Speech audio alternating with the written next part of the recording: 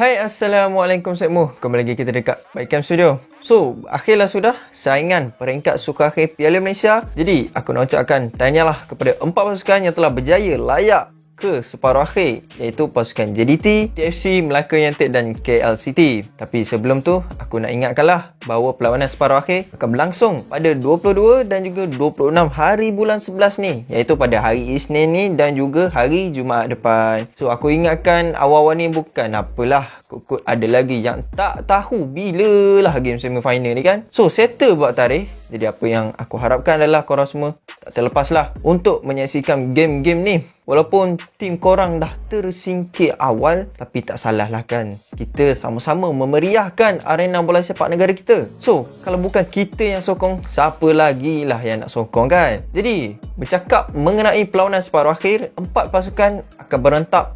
Hanya 2 pasukan yang terbaik akan layak ke final. Jadi untuk peringkat separuh akhir, KL City akan menentang Melaka United, dan satu lagi perlawanan yang paling mencuri tumpuan, iaitu pertembungan antara JDT menentang Terengganu FC. Apa-apa pun, kita mulakan dulu dengan perlawanan KL City menentang Melaka United. So, KL City layak ke separuh akhir selepas mereka berjaya menyingkirkan King of Malaya, iaitu Selangor, dengan agregat 3-0 setmu. So, kejayaan KL City ni juga cukup bermakna lah apabila mereka berjaya menamatkan penantian selama 29 tahun. Okay, 29 tahun tu bukanlah masa yang agak singkat. Okay, mereka telah layak ke separuh akhir Piala Malaysia selepas 29 tahun. Bayangkan, KL City sejak dari tahun 1992 tak pernah lepas suku akhir. Tapi tahun ni bukan setakat suku akhir, sampai separuh akhir mereka tapau. So, tinggal selangkah je lagi mereka untuk sampai ke final. Tapi sebelum bermimpi nak sampai ke final,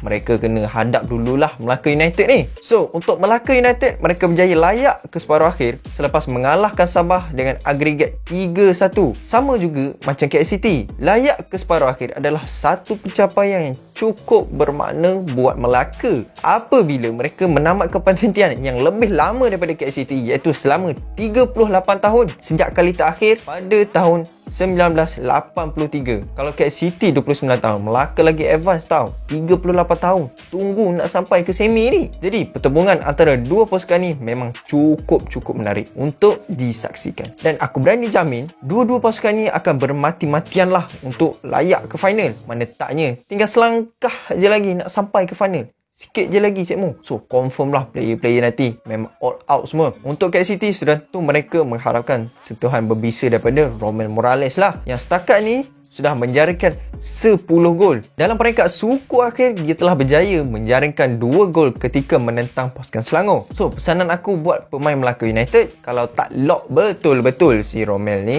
memang pisang lah sekmu.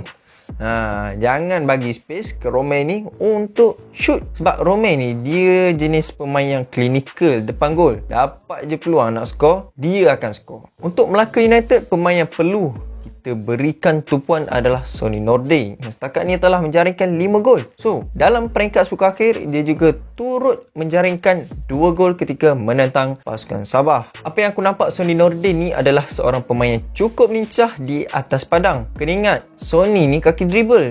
So, pemain KL City, kalau boleh, jangan bagi dia pegang bola lama-lama lah. Makin lama dia pegang bola, makin tinggilah tahap bahaya tu. So, pasukan manakah yang akan layak ke final? KL City atau Melaka United? So, kali ni aku serahkan kepada sekmu untuk pilih yang mana paling layak untuk ke final. Okay, so seterusnya perlawanan yang paling hangat, yang paling dinanti-nantikan. So, pertembungan yang sengit menemukan JDT dengan Terengganu FC. So, JDT berjaya layak ke separuh akhir, okay, selepas mereka gagal dibalun oleh pasukan Kedah dengan agregat 1-0. Perlawanan suka akhir JDT menentang Kedah ni bagi aku adalah satu perlawanan yang cukup meriah lah. Game tak start, tapi dia punya meriah tu lain macam. Yang sana tembak kat sini, yang sini tembak kat sana. Seronok tengok perang banter antara The Angel dengan MB Kedah ni. Peluru kapok lah, tertemus lah. Tapi benda-benda macam tu ada dalam bola sepak lah. Sedikit sebanyak benda-benda macam ni akan membuatkan lagi ramai nak tengok game tu.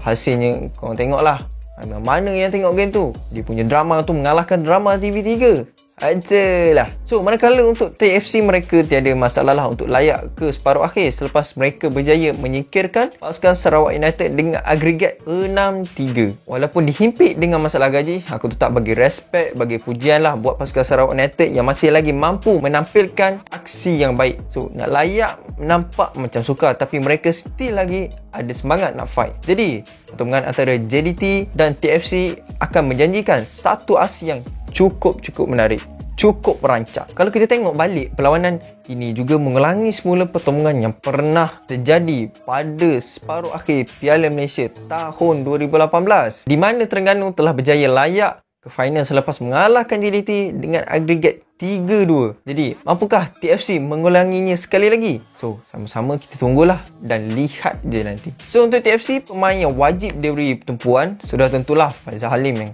ketika ini berada dalam prestasi yang terbaik apabila sudah meledak 6 gol dalam Piala Malaysia. Dalam peringkat suka akhir, dia telah berjaya menjaringkan 2 gol ketika menentang Sarawak United. Siapa sangka lah kan, Faizal Halim ni mampu menjadi antara pemain yang cukup menyerlah dalam Piala Malaysia kali ni.